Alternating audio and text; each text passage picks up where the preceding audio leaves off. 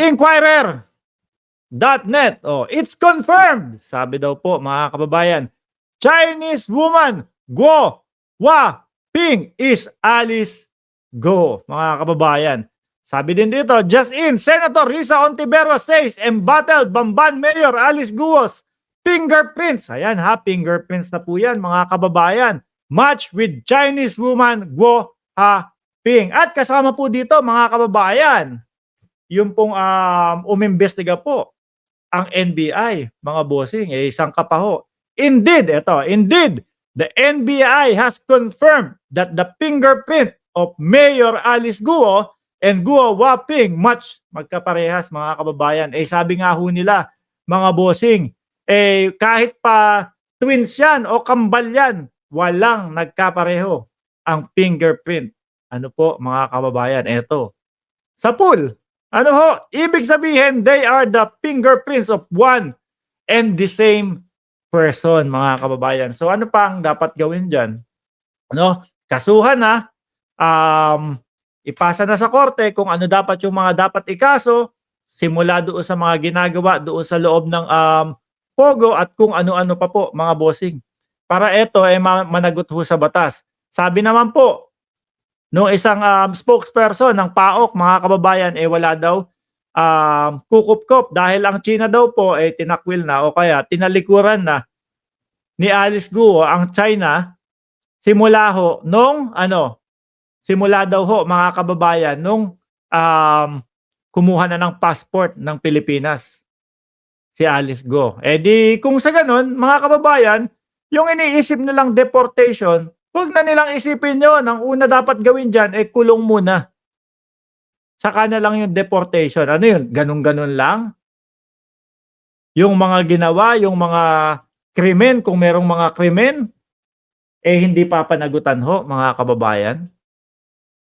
Di ho ba? Kapag ka dineport yan, wala na. Pagtatawanan lang tayo. Ganun-ganun lang pala. Kapag gumawa ka ng kalokohan o pag may nagawa kang krimen sa Pilipinas, ganun-ganun lang pala, ide-deport ka lang. Sabi ni Perdy Boy, Alice Go, maybe nasa Davao City or baka nakaalis na ng Pilipinas. Nasabi yan ni Perdy Boy, mga kababayan, dahil yung isang manager na malaki, no? Malaking isda sa Pogo, sa Porac, Pampanga, doon natagpuan at doon nahuli. Sa Davao. Bakit kaya? Ano kaya ginagawa doon sa Davao? Magpapaalam? May pagpapaalaman ho kaya doon sa Davao, mga bossing? Tuloy ko ha. This confirms what I have suspected all along. Pekeng Pilipino si Mayor Alice Go. Nakakahiya kung sino man po yung mga tumulong dito sa tao na to, mga kababayan, para pangunahan ang isang probinsya, no? Sa Pilipinas. Biruin nyo, taniman ninyo ng isang hindi tunay na Pilipino. Nagtulong-tulong kayo para para maproteksyonan yung Pogo. Hindi nyo na inisip ang bayang Pilipinas. Kumbaga mga bossing, etong ginawa ho nila na maglagay ng isang hindi tunay na Pilipino, para hong pananakop na din po ito, mga kababayan. Biruin mo, yung nagpapatupad o yung pinaka-leader nila doon ay isang Chino, mga bossing. Grabe yung mga tumulong. Dapat po yung mga tumulong dito at yung mga sumusuporta dito at yung pinaka nasa likod ni Alice Guo, mga kababayan, managot ho talaga. Ano po? Sino ba yun? Kasi, sino sa tingin ninyo? Sabi ni Senator Risa Ontiveros po, mga bossing, si dating Pangulong Duterte. Chris Rose, shout out sa iyo. Neil Deluta, Annalisa Oso, Perdy Boy, Edison Ducusin, Lucy Valencia. Ambong Tabita. Sino pang tumulong dyan? DC Digong. Yun din ho ang sabi ni Senadora Risa Ontiveros. Sunny Braga, shout out sa iyo. This confirm of what I have suspected all along. Pekeng Pilipino si Mayor Alice. Or should I say, Guo Wa Ping.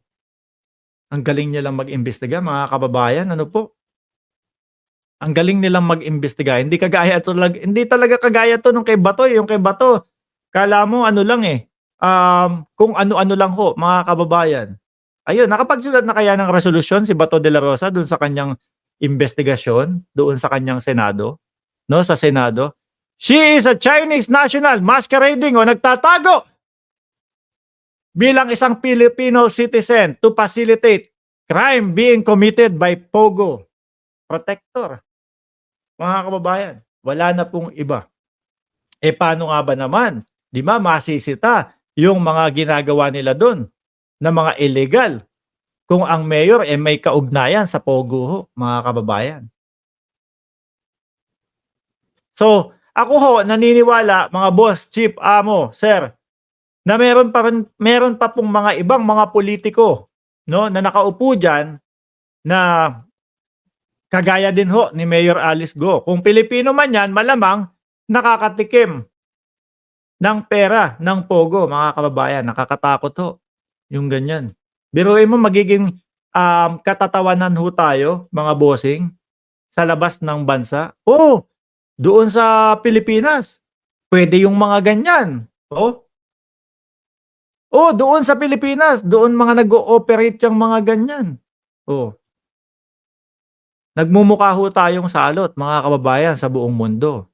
Kaya ako, mga boss, chief, amo, sir, lagi ko hong inuulit, no? Lagi ko hong inuulit, ako hindi okay sa akin ang Pogo, mga kababayan. Kumbaga para sa akin, dapat tanggalin na po. Yung sinabi ni dating Pangulong Duterte na nakakatulong po sa tax, hindi naman din po eh. Ayan, yung mga nahuhuli kumbaga, may mga kulang din sa tax ng bayan.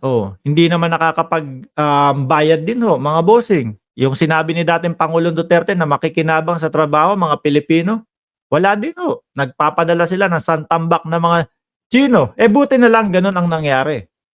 Kundi kawawa po ang mga Pilipino na magtatrabaho ho dyan, mga bossing. Si Digong, daming kababalaghan. Kaya nga ho sabi, yang mga yan gusto talagang makuha ang pagiging presidente o pinakamataas na posisyon ulit sa Pilipinas. Para itong mga ganitong mga nangyayari, yung mga nakikita na ang nasa likod daw po, sabi ni Senadora Risa Ontiveros, sa pogong ito, o protector ni Alice Guo, o sa pangalan na Chinese is Guo Wa Ping, ay si dating Pangulong Duterte. So kapag tumagal at tumagal pa na ang administrasyon ay Marcos at hindi Duterte, malamang sa alamang ho, mas madami pa hong madidiskubre. At lalo ho na sasakit ang ulo ng mga DDS, mga kababayan. Kaya ganyan ho sila. Yung maisog nila. Yung kung ano-anong mga pasigaw nila Maharlika. Mga bossing, ako ho ay naniniwala, yung dahilan kung bakit sila naggagaganyan at bakit kontra ho sila kay Pangulong Bongbong Marcos. Baka mas lalong lumaki ang apoy. Di ba? Sabi ni Joel Carino, pasara na yung Pogo. Tama. Gamalier Agustin. Shout out sa inyo, sir. Si Digong, ang daming kababalaghan, sabi ni Maria Organic Vlog. Salot ang Pogo, sabi ni Rego Adventure. Oscar de la Cruz, shout out sa iyo. Elvira Marziani. Kayo po, mga kababayan, naniniwala ho kayo doon sa sinabi ni dating senadora. Actually, nagkamali nga tayo no? Nung isang araw, sabi natin, re-election ni si Senator Risa Ontiveros. Naalala ko, kakapanalo nga lang. Naniniwala ho kayo kay Senadora Risa Ontiveros, mga kababayan, na si dating Pangulong Duterte ang protector ni Alice Guo. Nakita yung isang picture nila na magkasama, at napatunayan na tama yung lugar nung pinagpicturean nila na doon sa mismong bahay ni dating Pangulong Duterte. So yan ho, i-komento nyo na lang dyan sa ilalim kung ano po ang paniniwala nyo. Kung kumpirmado para sa inyo na naka-back up si Digong dito kay Mayor Alice Guo, or tinatawag na Guo Wa Ping, or kumbaga eme-eme lang po. Kaya sana mag-isip na ang mga DDS. Huwag na silang maniwala sa mga Duterte. Wala Mahihina ho yan mga kababayan.